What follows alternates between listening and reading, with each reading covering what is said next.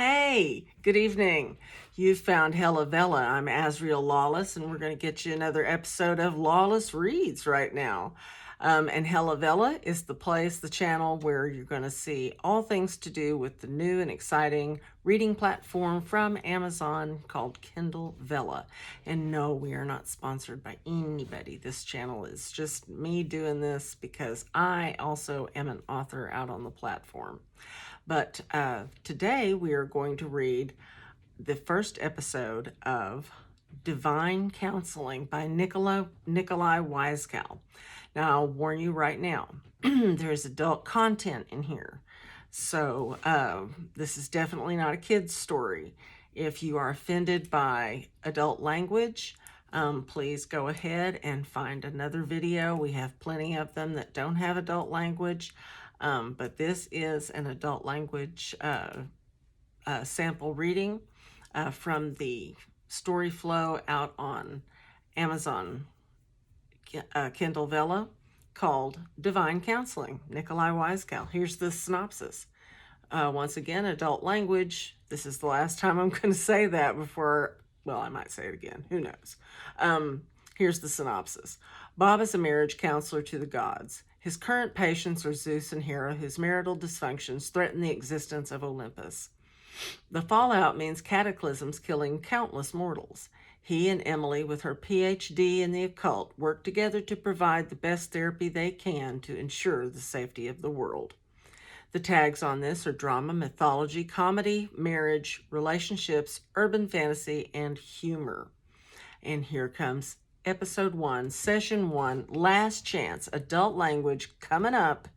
If it's offensive to you, turn thine eye. Okay? Episode 1, Divine Counseling by Nicolai Wisekal. He wouldn't stop flipping up his toga and fucking everything with a pulse, Hera raged.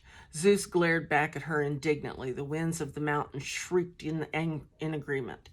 She had her bitch brigade make me infertile for a century. Me, the literal god of creation here, he roared, his halo turning black and sparking with tiny crackles of lightning. The pale golden cloud floor of Olympus started radiating black, rumbling thunder. Bob winced at the electricity arcing up his legs, lifting them out of the building storm. He cleared his throat, suppressed the reflex to flinch as both deities affixed their elemental eyes upon him. Instead, he pushed his round-rimmed glasses up his nose. Accusations are not I statements. The sentence hung in the tense air between his clients. Hera and Zeus looked at each other, reciting in eerie unison, "They do not contribute to the conversation and prevent a relationship from healing." Bob's tension eased. At least they could go through the motions. He hated the phrase, "fake it till you make it," but in this case, not making it meant continent-shattering disasters. For the briefest of seconds, the tension subsided. Black storm clouds turned golden. His next question was on the tip of his tongue. Then Hera and Zeus pointed at each other and shouted. "But he," Hera started. "But she," Zeus interjected. Bob wrote a name on his pad. Both gods froze as a low, throaty cackle rolled in from every side of the throne room. It ended as scissors snipped and sliced closed. Hera and Zeus flounced to their respective sofas, faces twisted in indignant, impotent pouts. Bob looked at each of them and waited.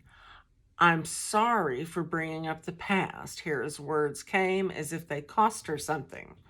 Zeus said, "I'm sorry for calling your followers bitches and for all the..." Bob cleared his throat before Zeus finished, and the god picked another word, "infidelity." Bob stroked his curly beard and seized the moment, pen at the ready. "Now that we've addressed the past, let's discuss the present." He turned to Hera. "Have you left Zeus's children alone?" Hera's eyes narrowed. "Yes." The clouds of Olympus turned black instantly. Lightning spiderwebbed through the air. Bob hid behind the paper of his pad because there was nowhere else. "Liar!" Zeus bellowed. Crushing pressure slammed on Bob's lungs, threatening to pop them like balloons. It pinned his limbs, and he did the only thing he could. He exhaled every drop of oxygen, but he couldn't inhale because it felt like a ton of bricks on his chest. Beads of panicked sweat gathered as 1,000 tiny hands grabbed each of his beard hairs and started pulling.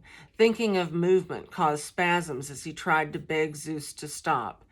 "Dearest, if you kill the therapist, the therapy can't happen." Hera sighed before rolling her eyes. "Fine," Zeus grumbled, flicked his hand, and the pressure vanished. Bob gulped in air, retrieved his pen and pad, straightened his clothing, and reminded himself that if these two divorced, the pantheon would fracture. The resulting chaos would ripple out into extinction-level disasters.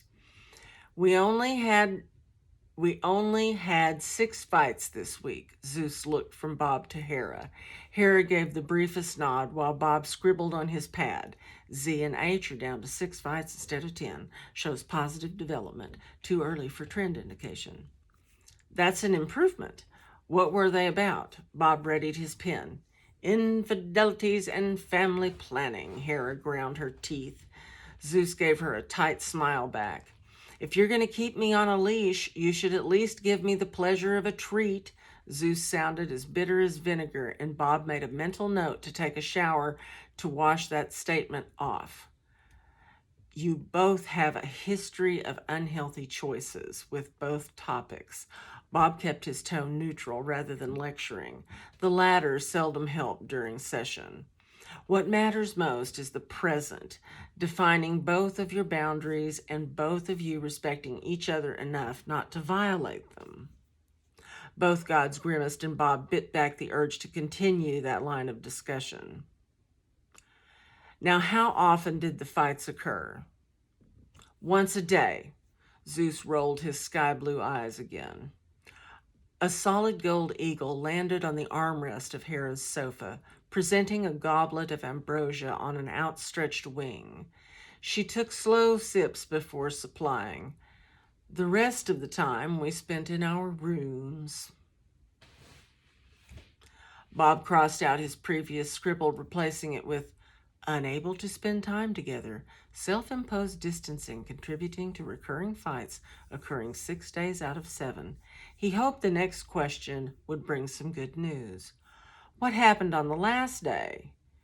Zeus and Hera stared at each other without naked hatred. "The muses performed for us." The slightest curves to both of their lips was all the sign Bob needed, and he seized the moment. "And what did you enjoy most about it?" Bob asked. Zeus chimed in, "Modern takes on our favorite songs and tales." His voice boomed with joy, and Hera's cheeks reddened. Smiling, Bob watched as the couple shared a happy moment. Bob probed deeper. "Which ones were your favorites?" Hebe's song. Zeus and Hera spoke as one, smiling slowly as their wet eyes met. "And why do you think that is?" Bob probed gently. The black clouds around Zeus's head parted to reveal a halo of gold and azure. "She had the kind of voice you'd stop and listen to no matter what you were doing." He gazed at the endless horizon between the pillars, a struggling smile growing across his face. Hera hid her expression behind a hand, eyes downcast at the floor. Then to Bob, "She was the kindest of our children."